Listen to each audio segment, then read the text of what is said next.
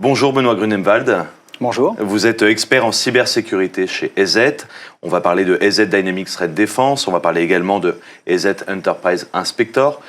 Première question, quelles sont les menaces et raisons qui font que l'on doit d'une part se tourner vers des solutions complémentaires d'un antivirus et pourquoi un antivirus ne détecte pas un APT ? C'est assez simple. Lorsque l'on regarde les mécanismes de détection des antivirus, on s'aperçoit qu'ils sont faits pour détecter des fichiers, majoritairement, des comportements malveillants liés à des fichiers.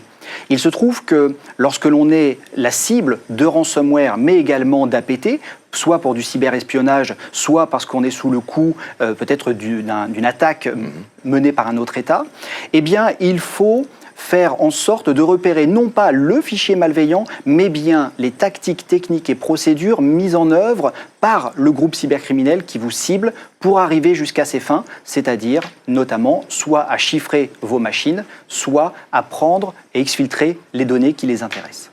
Et qu'est-ce qu'un EDR ? Un EDR, c'est l'acronyme de Endpoint Detection and Response. Ouais. C'est bien en complément de la solution traditionnelle que l'on appelait avant antivirus et qui va permettre de détecter justement ces signaux faibles, ces tactiques, techniques et procédures.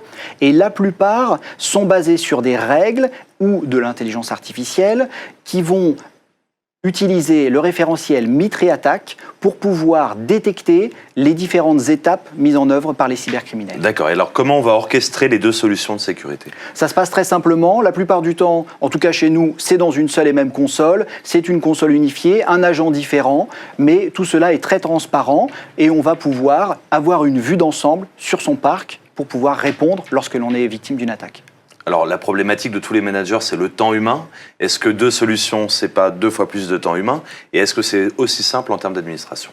C'est aussi simple en termes d'administration. Si on prend la Sandbox Cloud, donc EZ Dynamics Threat Defense, c'est une installation qui va se passer littéralement en moins de 10 minutes. Certainement que le plus long sera de passer commande chez son fournisseur. Et puis pour la partie Endpoint Detection and Response, installer un agent, c'est quelque chose que l'on sait faire très très simplement.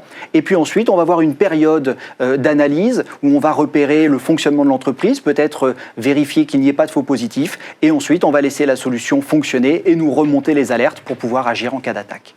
Merci beaucoup Benoît Grunemwald, à bientôt. Merci Julien.